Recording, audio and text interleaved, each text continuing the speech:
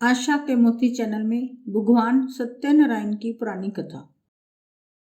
हिंदू पंचांग के अनुसार पूर्णिमा तिथि को भगवान विष्णु की पूजा का विधान होता है। बहुत से लोग आज के दिन पूर्णिमा का व्रत करके भगवान सत्यनारायण की पूजा करते हैं। कहते हैं कि व्रत करने से मोक्ष की प्राप्ति होती है, लेकिन जो लोग व्रत नहीं कर पाते वह कथा सुनकर ही अपनी मनोकामना को पूरा कर सकते हैं।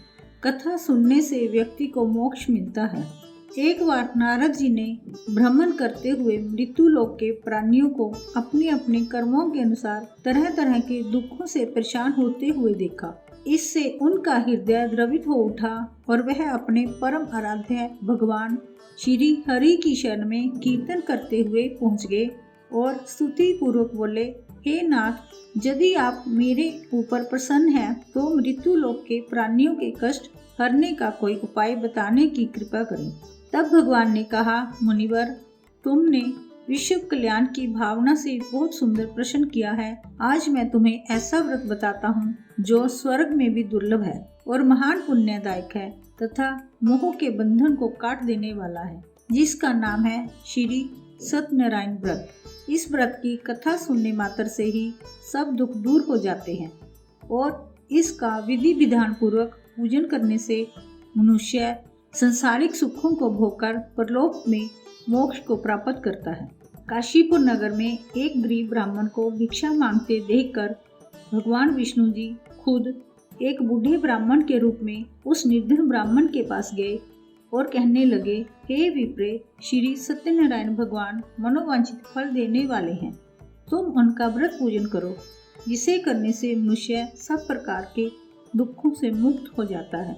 इस व्रत में उपवास का भी अपना महत्व है, किंतु उपवास से मात्र भोजन न लेना ही नहीं समझना चाहिए।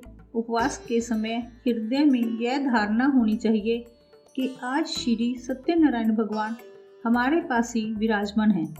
अंदर व बाहर शुचिता बनाए रखनी चाहिए और श्रद्धा विश्वास पूर्वक भगवान का पूजन कर उनकी मंगलमय कथा का श्रवण करना चाहिए।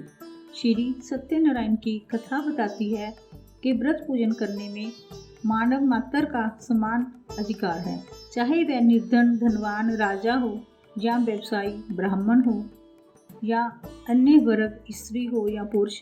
यही स्पष्ट करने के लिए इस कथा में निर्धन ब्राह्मण, गरीब लकड़हारा, राजा उल्कामुख, धनवान व्यवसायी, साधु वैश्य, उसकी पत्नी लीलावती, पुत्री कलावती, राजा तुंगध्वज एवं गोपगणों की कथा का समावेश किया गया है। इस कथा में बताया गया है कि जैसे लकड़हारा गरीब ब्राह्मण उल्कामुख गोपगणों ने सुना कि यह व्रत सुख सौभाग्य संपत्ति सब सुख देने वाला है, तो सुनते ही श्रद्धा भक्ति तथा प्रेम के साथ सत्य व्रत का आचरण करने में लग गए और फल स्वरूप सुख भोगकर परलोक में मोक्ष के अधिकारी हुए।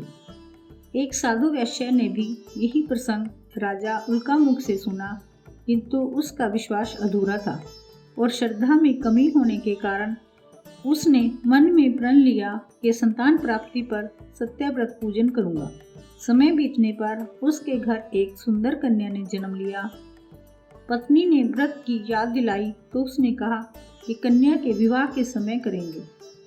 समय आने पर कन्या का विवाह भी हो गया, किंतु उस वैश्य ने व्रत नहीं किया। तभी वह अपने दामाद को लेकर व्यापार के लिए चला गया। वहां उसे चोरी के आरोप में राजा चंद्रकेतु द्वारा दामाद सहित कारागार में डाल दिया गया। उसके अपने घर में भी चोरी हो गई।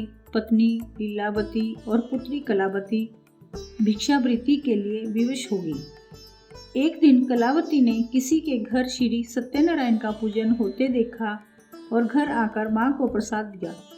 तब मां ने अगले दिन श्रद्धा से व्रत पूजन कर भगवान से पति और दामाद के शीघ्र वापस आने का वरदान मांगा।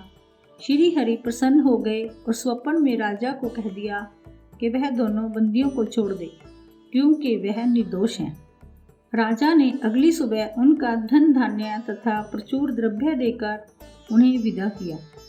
घर आकर पूर्णिमा और संक्रांति को सत्यव्रत का जीवन भर आयोजन करता रहा। परिणाम स्वरूप उसे संसारिक सुख भोगकर मोक्ष प्राप्त हुआ। इसी प्रकार एक बार राजा तुंगध्वज ने वन में गोपगणों को श्री सत्यनारायण भगवान का पूजन करते देखा, किंतु अपने अभिमान की वजह से राजा ना तो पूजा स्थल पर गया और ना दूर से ही प्रणाम किया और ना ही गोपगणों द्वारा दिया गया प्रसाद ग्रहण किया। परिणाम यह हुआ कि राजा के पुत्र, धन धान्य, अश्व गज आदि सब नष्ट हो गए। राजा को फिर से आभास हुआ कि विपत्ति का कारण सत्यदेव भगवान का निरादर है। तब उसे बहुत पश्चाताप हुआ। वह तुरंत वन में गया और गोपगणों को बुलाकर उनसे सत्यनारायण भगवान की पूजा विधि पूछी और बाद में पूजा भी की। फिर उसने उनसे भी प्रसाद ग्रहण किया और घर आ गया। उसने देखा कि विपत्ति टल गई और उसकी सारी संपत्ति और जन सुरक्षित हो गए। राजा प्रसन्नता से भर गया और अपना सर्वस्व भगवान को अर्पित कर दिया। श्री सत्यनारायण व्रत से हमें शिक्षा मिलती है कि सत्य रूप ब्रह्मा जीव आत्मा रूप में हमारे अंदर विद्यमान है। हम सब सत्य के ही स्वरूप हैं, पर माया के वश में आकर नष्ट होने वाली वस्तुओं को संग्रह करने की सोचकर संसार में मगन हो रहे हैं। इस अज्ञान को दूर करके सत्य को स्वीकार करना, प्रभु की भक्ति करना ही मानव का धर्म है। यही सत्यनारायण व्रत कथा का सार है।